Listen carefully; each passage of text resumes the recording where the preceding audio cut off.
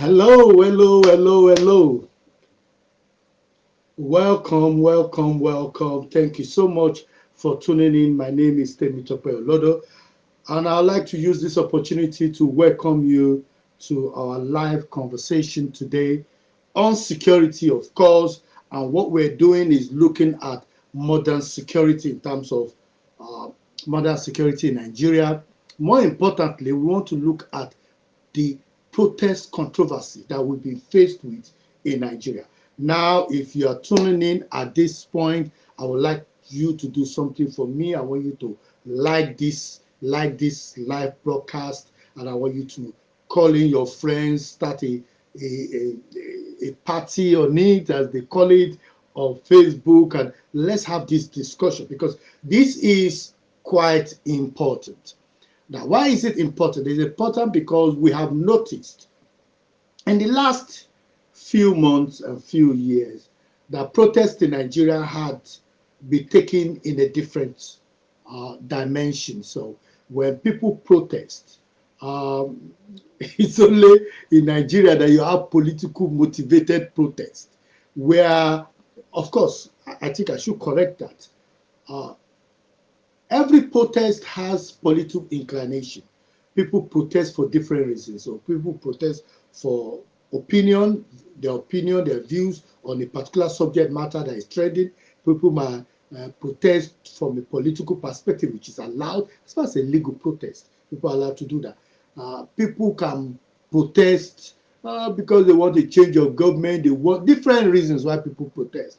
In Nigeria, however, what we've noticed is that when people hold legitimate protest, what you find out is that certain individuals within the political space create their own protest. So they call them hire for protest.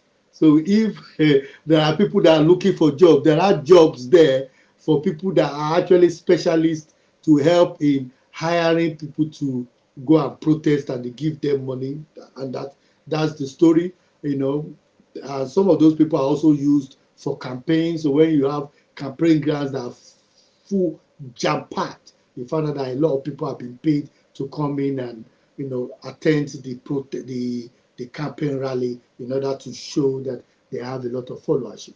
But going back to policing in Nigeria in particular, and thank you so much, Mr. Mayowa, for joining in. What we found out is that a lot of people um,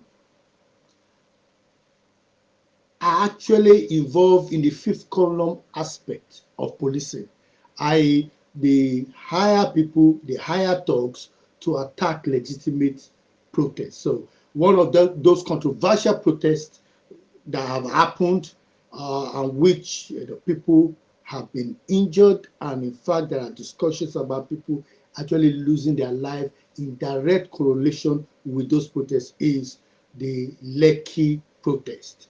And we want to look at that. Actually, let's look at that issue. Let's look at how modern policing are meant to take care of protests, how it's done in other climates. Why is it that other countries there are protests every day, and it's not seen as a protest to bring down the president? It's not seen as a protest against an individual. It's seen as a protest against the state. And people, in even when you have 10 people, you don't expect all 10 people to agree with you. Three will agree with you regardless of what you do, right or wrong. Three will disagree with you even when you are doing the best for them. And there are three that are in the middle. And it's always those ones in the middle who are neutral that you want to bring to your side in order to be able to get a bit of majority that understands exactly your policy. So politicians all over the world know that they are both loved and hate at the same time. There is no, if there's any politician that feels they have to be loved all the time, he needs to ask Jesus Christ, because even when he was on earth, there are people that wanted to persecute him, looking for ways to persecute him, and yet he continued to overcome because he had a mission and he had a goal. So the question now is that let's look at policing in Nigeria, an incident where people are protested or people are doing things, and government have gone down, or the police have gone down on them, really. Using live bullets, using tear gas and things like that. I've never seen a situation where, and there are few of them, of course, where the police will actually be leading with the van. And when you find out is that it's only when it is protest organized by politicians of the state or of the political party in majority, that you find out that they have their own police, or they have the police, not their own police, they have the police actually being involved and actually leading their protest, or not leading the protest, being around and ushering them to where they want to go. So there have been one or two good protests that have happened in Nigeria, but what we found out is that majority of the protests have always gone bad, and the Lekki protest is one of them, where individuals that had legitimate concerns about police brutality, legitimate concerns. So please, let's not mix words. They had legitimate concerns about police brutality. I'll tell you a story. Actually, I came to Nigeria for the burial of my grandmother. Yes, burial of my grandmother, I believe so. And myself and my baby brother decided, to go to Lagos to go and do one or two things. He's those ones that have all the tattoo all over his body and his chest. All these guys that like to, eat iron, as they call it. But cutting the long story short, we got into an environment where we're not too sure of where we are meant to navigate to. It's not Nigeria is not a place where if you're a stranger, you can drive using the street directions to know exactly where you're going. So you need to stop and ask questions. So we saw this lady and we stopped and we said, "Oh, sorry, lady, good young girl, can you help us with the direction?" And she was giving us the direction, and my brother was chatting her up at the back to just say, "Okay, yeah, so that way, yeah, that way." And all of a sudden, we had a voice from across the street, the street out in the building where we parked, saying, "Stop disturbing that girl," and all those stuff. And my brother said, "Oh, come on, what's wrong with you guys?" The next thing, we saw police officers in, with wearing police uniform. One wearing police uniform, one just wearing his trouser, wearing normal shirt, normal t-shirt, but he was wearing the police boot, the military boot kind of, and they had gun, and they cocked the gun and said, "Oh, do you think you are Tupac? And you think you can come here and come and talk to us anyhow? We will shoot you and kill you." And the guy cocked his gun. So I had to scream at my brother that, "Almost shut up. Keep quiet. Let's get out of this place." Thank you, Mr. Joy, for joining us. Thank you so much.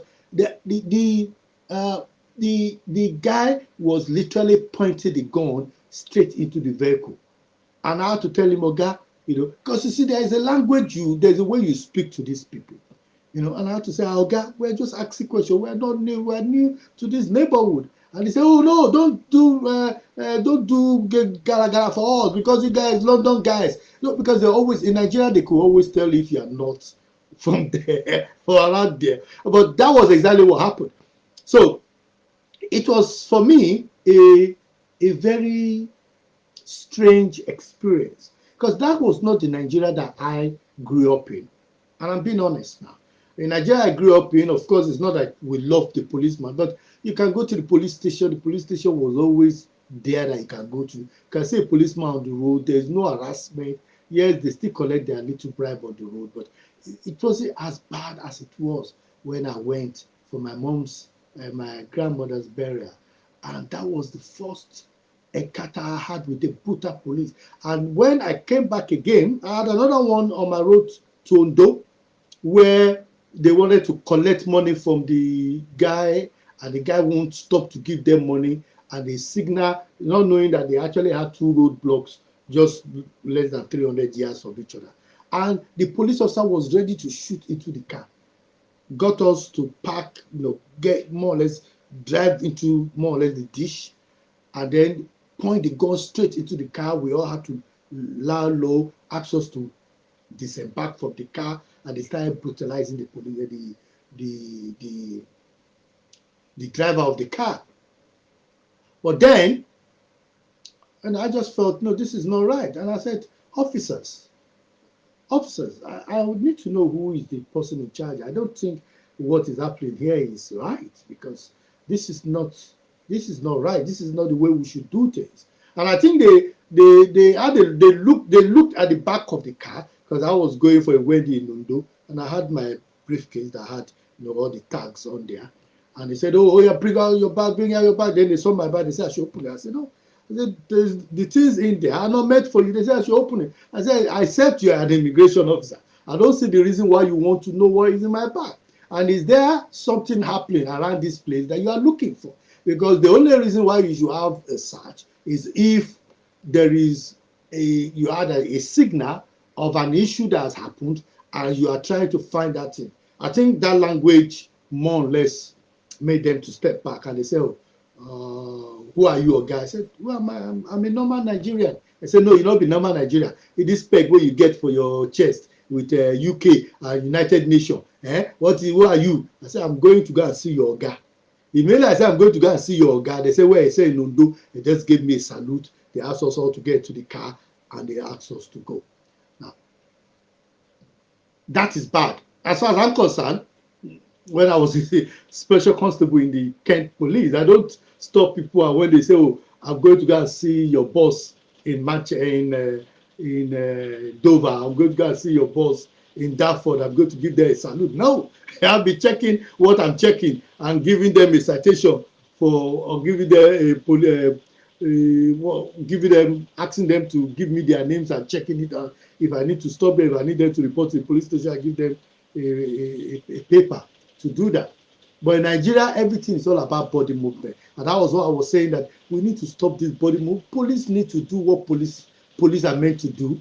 And citizens are meant to do what citizens are meant to do. But if you want to build community confidence, reassurance of confidence, then police need to do what they need to do, which is proper community policing.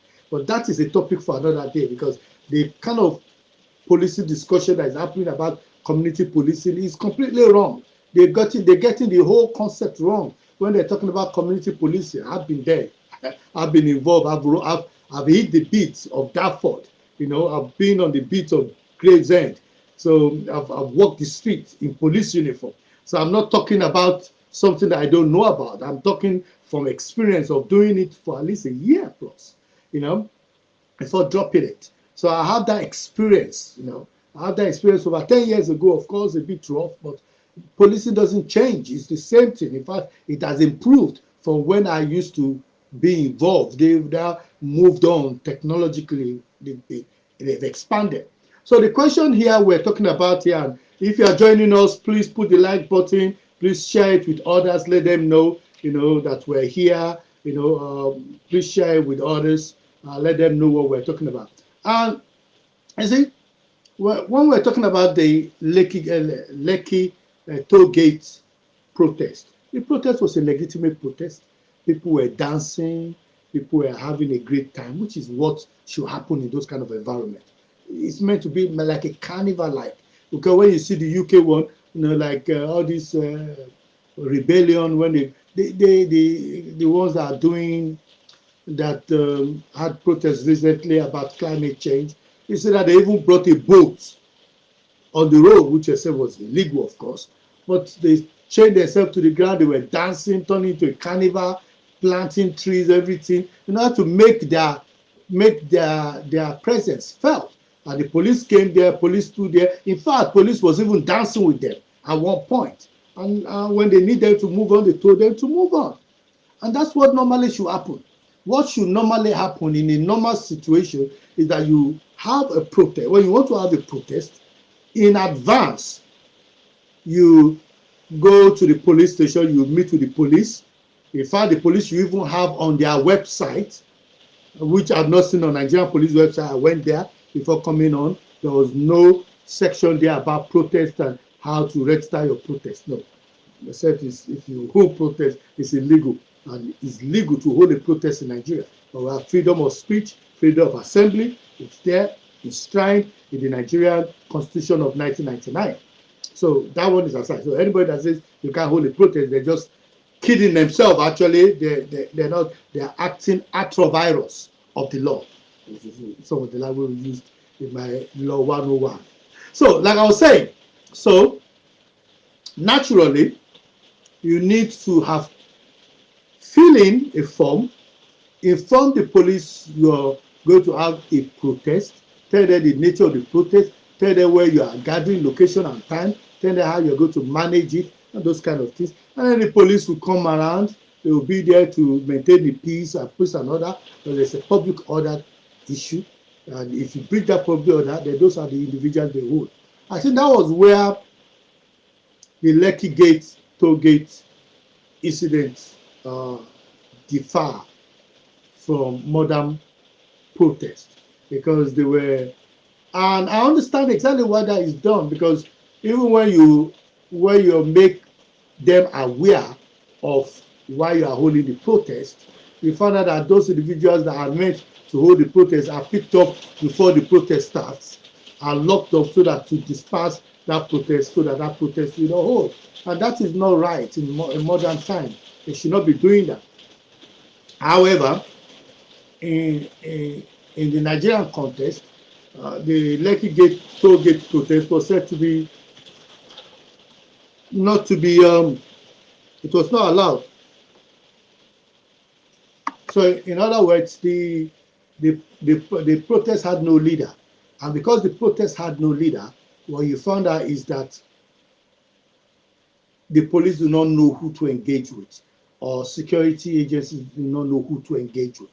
And that is not good, because that more or less was part of the reasons why we had what happened in Lagos. Of course, there's no justification for taking live bullets into a peaceful protest.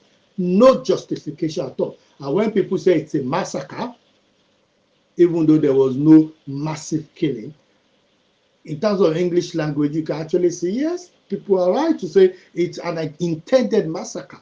Because what happened is people jump over each other, people run over each other. Some people will suffocate to death. That's how you say. Some people will break their arms. Some people will break their leg. Some people, even because we knew that even children were in those kind of situations. Of course, we've not heard of any child being injured, but there's report that a lot of people ran into the lagoon that was very close. And of course, discussion is still ongoing about how many people are still missing.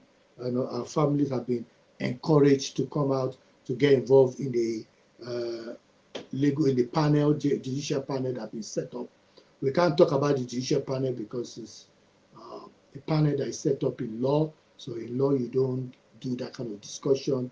When the panel is going on, we can't talk about the things they said there. So even though I would have loved to comment on one or two um, stories that happened, or people that have to actually come up to talk at that, or give evidence at uh, that judicial panel, I will not be able to do that.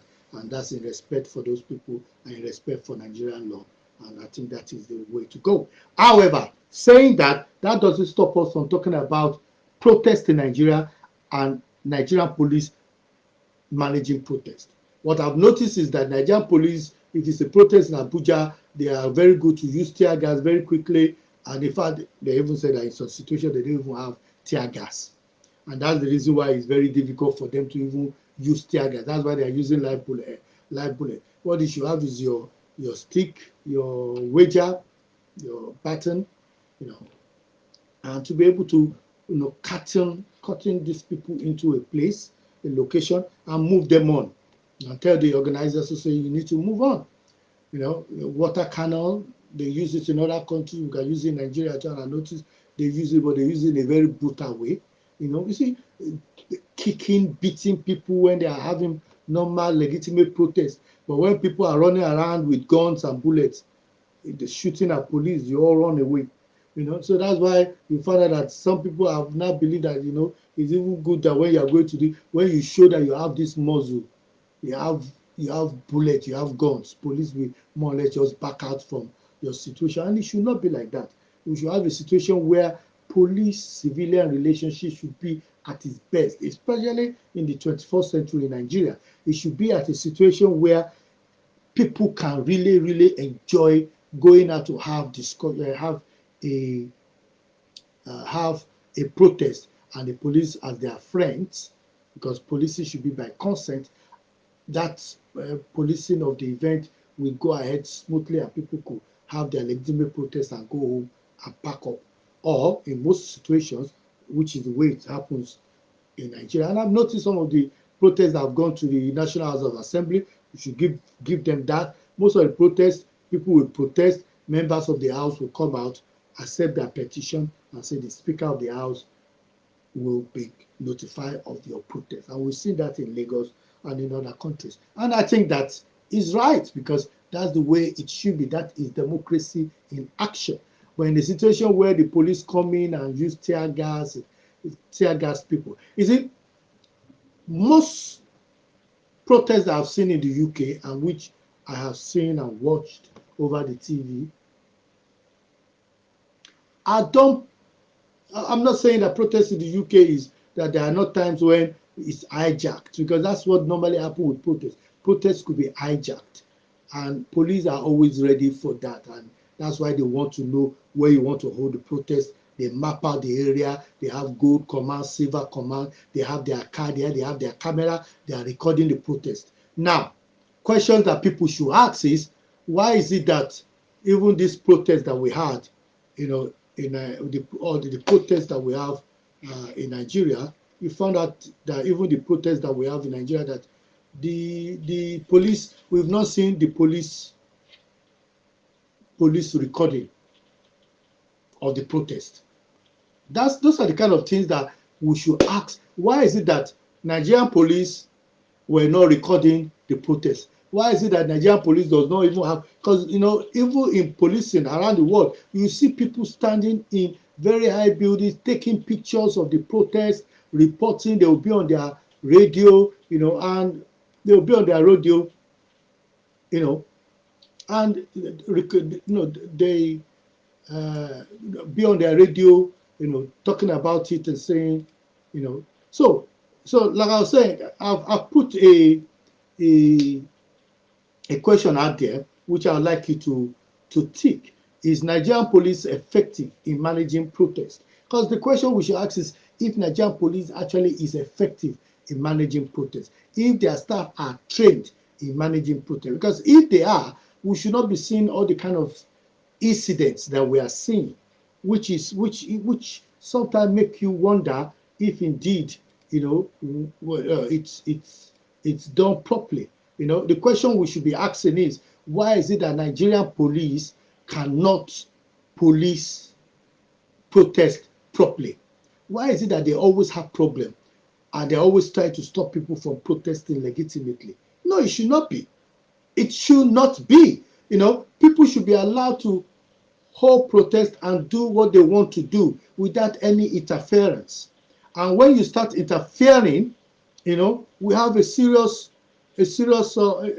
problem. So we need to encourage the Nigerian police to do policing properly, the way it's done in the 21st century, where you have police officers dressed up in police gear, in protest gear, working with the individuals involved. And when you feel like this protest can be infiltrated, you speak to the organizers and you say to them, this protest can be hijacked. We'll recommend that you do it this way. This way. It's a discussion. You should have that discussion, and there's nothing wrong in having that discussion, and more or less saying, what, in this situation, we think you guys need to look at what you are doing. That make sure that things are done properly and the people agree. But what happened in Lekki is a disgrace to Nigeria. It's a disgrace because it shows that we are not doing things the way it should be done. And we need to start asking very important questions. Why is it that we do things in the wrong way? Why is it that we can't do things properly? Those are questions, legitimate questions that we need to ask. Why is it that we every time things happen, it happens wrongly? I get really really angry that in Nigeria of today, we can't get things right. We can't get things right when it comes to to policing. For example, I was very angry when I saw that the CNN was able to put together a very uh, clear narrative about what happened that night at Lekki Tollgate. CNN went out of their way to check the bullets that were used, because initially the military were saying no, there was no live bullet. But until when CNN started talking about how the live bullet, where the tracing the live bullet, and these are information which are in the public domain. But we don't do our homework when it comes to things like that. And our media need to really sit up and start doing their homework on issues to do with investigative journalism properly, things like this. Of course, we saw how the Nigerian government took it badly. In fact, they even fined some channels, some TV channels, for actually broadcasting some of those issues. So you could imagine if CNN was the Nigerian organization, they would have more or less shut it down, because they were threatening that, and those ones said, you know what, do your worst. We're not bothered about it. But the question is, even with that, is it right that people that were involved in the protest were now seizing their passports, were now blocking their accounts? No, it's not right. In the north, people are involved in banditry and collecting millions from kidnapping, you know, and they don't have an history. Somebody opened a bank account with a bank, and when he opened the bank account, he said he's a farmer or a student when he opened it 5 years ago. He's not working, he doesn't have regular salary, and all of a sudden 5 million is entering his account. You are not checking, of course, I know there are policies in place that says that when a certain amount enters into an account, the banks are meant to alert the appropriate authorities, but we don't know if they are even doing that, and if there is a follow-up to those kind of things. Because if it's happening, how are the people who are collecting 2 million, 3 million, 5 million, 15 million for people, how are they spending the money? How are they spending the money? How could somebody who has never had 10,000 in their account suddenly have 500,000? And you're not asking where they got that money. You're not asking. They'll give people account number, or tell them to bring a certain amount of money to a certain place. And you're not taking serial number to take a hit, to say, okay, we want to see where this money is being spent. Anybody that is giving money, we're not saying don't give money. Of course, we're not going to encourage you to give money, but if you're giving money and collecting money from the bank should take the serial number, and based on that, use the serial number to start, maybe over a 6 month period, to start checking out, to see where this money is being used, so that as a result, next time they could more or less follow it up and say, you know what, this is, we can now find out that this particular gang that is operating, in Makurdi, this is the kind of area they go to, this is what they do with the money, they spend the money in this bar. This is the bar that actually brought the money in to deposit, because we have the serial number which has been flagged on our system. And that's the way it should be. But in Nigeria of today, that is not happening. And that's why legitimate people that were involved in the legal protest at Lekki, whose bank account is being frozen, whose passport is being confiscated, are asking questions like, in the north, there's Boko Haram that are collecting money, that are kidnapping people, and government giving them thousands of pounds. We don't even know if they paid money for the boys that were rescued by the military. Of course, The military said they rescued them, which I have no doubt in my mind that it's possible because they have the capacity to, to rescue them in the circumstances. But then the boys told us, the little boys, the little Fulani boys with big guns, Meheti Allah was involved, said they were involved, but now they're saying that Meheti Allah was not the one that helped them to bring the kids out. So what happened to those little boys with big guns? Did they join the crowd to come and meet the governor, and they were part of the children that have now been liberated? Or, because I don't think so, if they were, I think those boys would be quite scared to know that those guys are following them.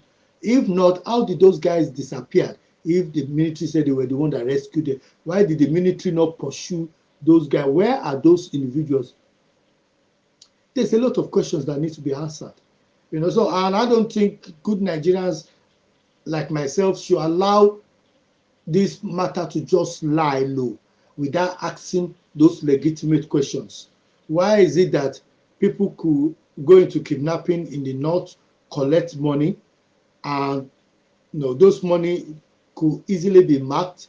Those individuals or individuals who are depositing unaccountable amount of money, large sum of money into their account, are not being monitored. Yet ordinary people that just collected simple money, few money in Nigeria, you are able to get to CBN to have their account frozen. Have their account frozen. You can do that, for the Lekki protest and that kind of protest, and yet you can't do it for serious national security issues. Those are questions that people are asking. Those are legitimate questions that people are asking, and we need to join them in asking those questions to say, why is this so? Why is this happening?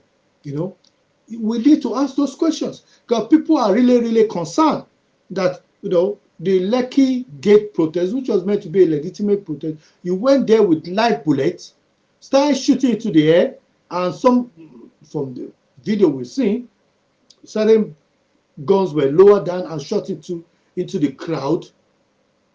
And even though you deny you didn't have live bullets, you denied initially that they were not army. Now you agree they were army. Now you agree it's live bullets. But you are now saying that nobody died.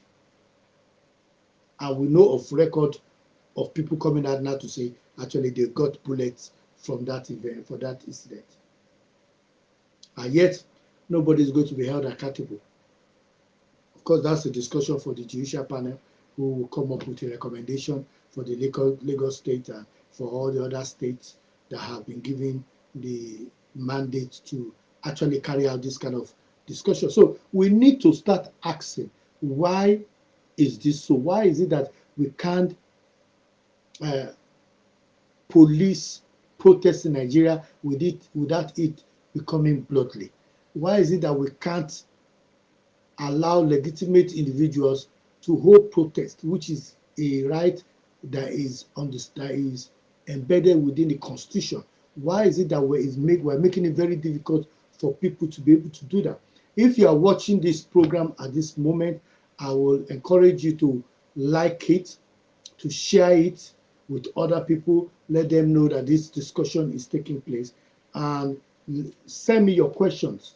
Let me know what questions you want me to answer about this, because I've been involved in policing, of course in the UK, but I know a lot of people in Nigeria who are good people, good Nigerians, who are in Nigerian police, who will tell you about good things that happen in police, and these individuals are good people doing great work within the police quietly, but do not have the opportunity to more or less determine the structure of the police. And it's for us as Nigerians to more or less say to the government, we want police reform, not just giving us legislation, because Nigeria is good with legislations, but we need to move out of legislations. We need to move into practicality, modern policing.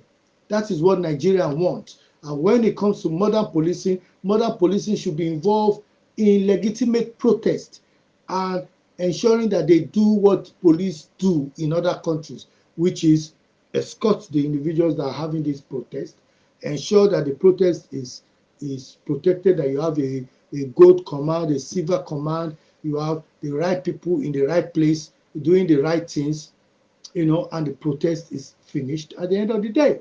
Nigerians now are even afraid of holding protest because you want to block their bank account, you want to prevent them from traveling out of the country, which is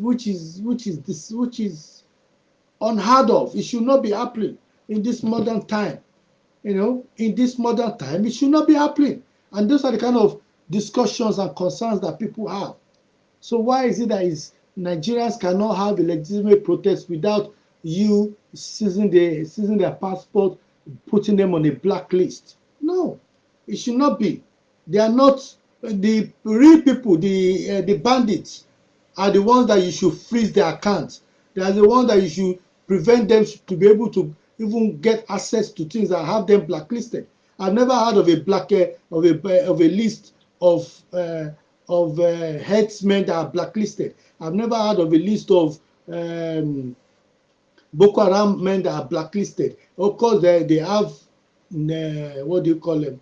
You have names of wanted ones, but we don't have list of blacklisted individuals within the community who you block their account and to ask them how did they get money. How can somebody say they are doing legitimate business maybe in Maduguru area and they are not in the town and all of a sudden they are having 300, 400,000 and you are not even checking where they are getting that money from? See, now you are not doing that, but you can do that with the Lekki boys, the young boys, young people, the future, who you are now blocking their account and destroying their confidence in the Nigerian state. That is not right. For me personally, I don't think that is right. And we should not be allowing that to happen. Now, if good people do not talk when evil is happening, then we have a challenge. We have a serious challenge. Normal policing should be done. Even on police website, there should be information and guidance on how police will police protest. So you should have there, these are our obligations. This is what you need to do as a person organizing a protest in your local area, to go to your national assembly, to go to the state government, to protest against federal government issues. This is how we want you to do it. So that should be on their website. This is police obligations and responsibilities. That should also be on the website so that when all those informations are there, people can legitimately know what to do and what not to do. And even when people are arrested,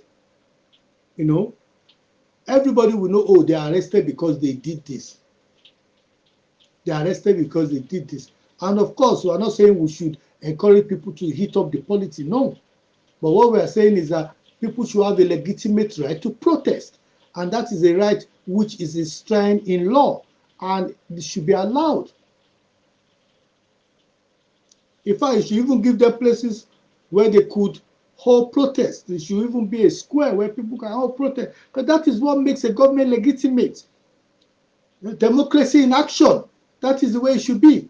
If you are if you are watching and you like what you're watching, please press the like button, and share with others. Let them know that we're having this discussion. If you have a question that you want to ask, kindly drop the question, and I'll be more than happy to answer those questions based on my experience and my understanding of policing. I'll be more than happy to tell you my feeling. I think that the controversy that happened with the Lekki toll gate protest should not have happened in the first place if the police have done the right thing. There was a time when we even noticed during the protest at Lekki where food was even taken to the police that were there, and they were showing it was recorded live, carried in one of the channels. And all of a sudden they withdrew. All of a sudden everything started going pear-shaped. That should not be. That should not be happening. Thank you so much, sir. Thank you, that's my big brother, Colonel Colonel, for joining in. Well, the discussion is that there are a lot of Nigerians that have understanding of how policing should be done properly. And police could actually effectively engage them, to use their skill set to be able to police Nigerians, policing by consent. But what we have is a situation where police is not engaging with anybody. They are doing what they like, how they like it, and nobody can question them. And when you question them, you are in trouble. You are being watched. That should not happen. Not in this modern day. It should not happen. And that's the reason why I'm calling on good people, good Nigerians, to more or less say, you know what?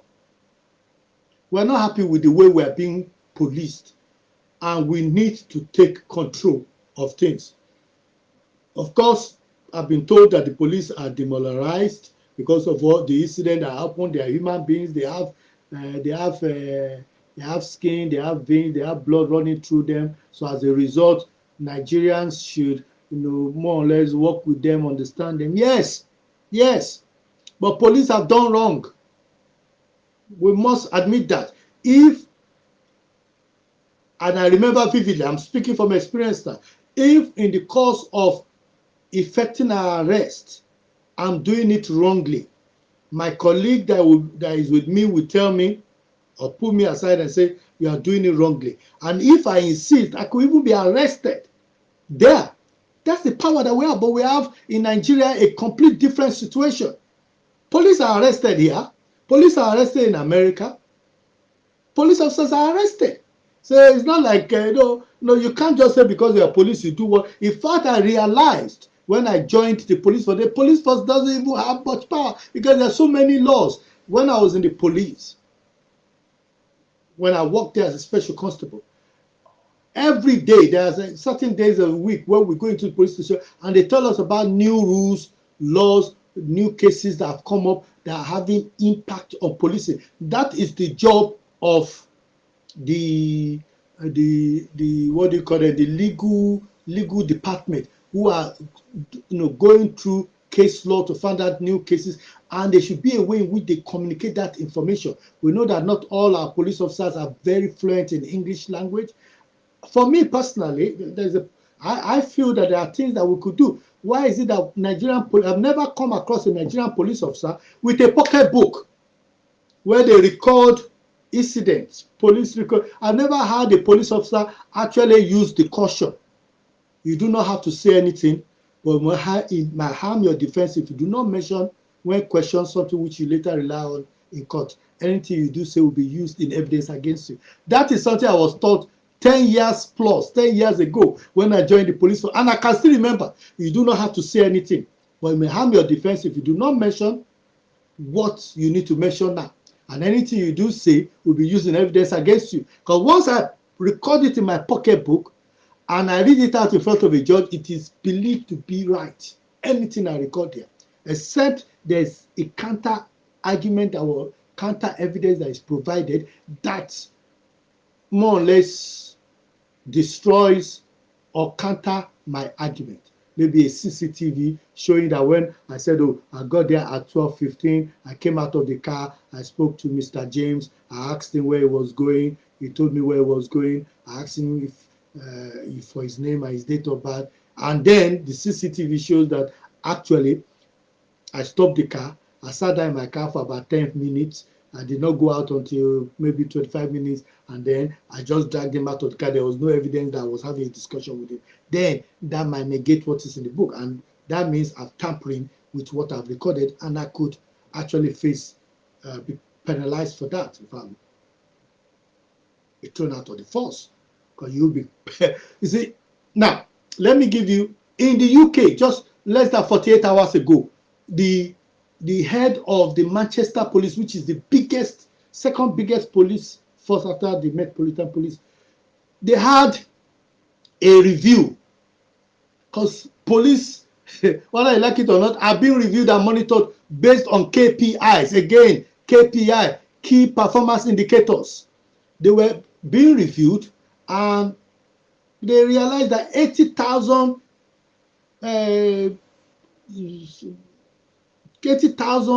reports were not recorded. Incidents were not recorded. And because of that, the police officer, the head of the police, had to step down. Did you hear me? He had to step down. Step down.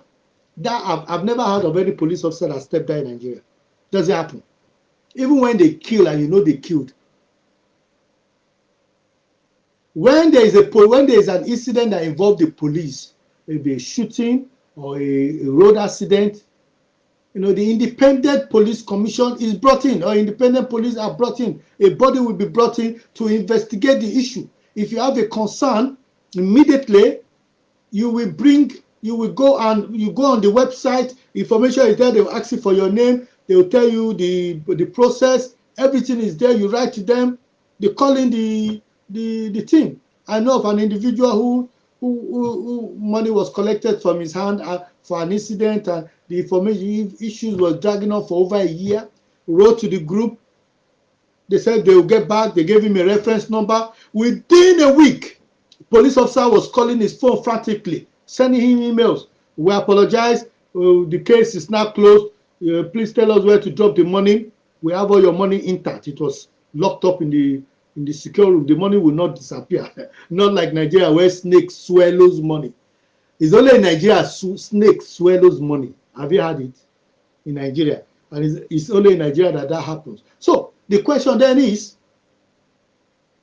why is it that when an incident happens and you brutalized by the police does not have a system in place to check themselves, to be able to hold people accountable, that it had to get to a situation where we have to set up a judicial panel? That shows the failure of leadership in the police, in the police. And then the police even have the guts to send lawyers there to be asking silly questions, cross-examining people for things that say, no, are you sure? Are you sure? Are you sure that's the way it happened? You should not have even got to that point. You should bury your head in shame that we've got to a point where, there's setting up judicial panel. From henceforth, the Inspector General of Police should say, now, any situation that happen, any DPO, if an incident happen within your jurisdiction and within 48 hours of that incident reported to you, you have not set up this, you'll be demoted, put in panel, and then beam it. Let everybody know that, oh, there was an incident in Ikoyi. It was reported to the police, and within 48 hours, because the issue was not recorded, because nothing was moving, there's no evidence that the thing is moving, the DPO was called to Abuja and dealt with. Nigerians, in fact, they will even be begging President Buhari, don't let this man go. Don't let him go. Don't let him go. I don't want to be like Senator Dino, who will start singing. No, I don't want to be like that. But legitimately, what I'm saying to you is, we need to start asking questions. We need to start, having proper discussion about protest management in Nigeria. Why is it that it's so difficult for Nigerian police to manage protest properly? Why is it that difficult? It is difficult because they've not put in place the proper information to educate the public about protesting and the role of the police in protesting and the role of the protesters. Because if on Nigerian police website that information is there saying this is your right to protest, and this is where that right stops, because you can't say because you have the right to protest, people's properties should be damaged or people's lives should be at risk. That is not allowed. I'm not going to encourage that, and I know nobody that is listening to me now will encourage that. But what we're saying is that the police should be able to manage protest in modern way, using modern techniques. They should be able to manage it using modern techniques. That was not what we saw at Lekki toll gate. What we saw was the military, which are not even meant to be called into civilian issues, coming in with live bullets. In the first place, they are not even meant to be there, except they were instructed by the president. And from what we've heard, there's that discussion that is going on. Who called them? The governor said, yes, I spoke to them, but it was not that they should go there yet. They were meant to go there in the middle of the night, not at 8 p.m. So it was like some people, just hijack.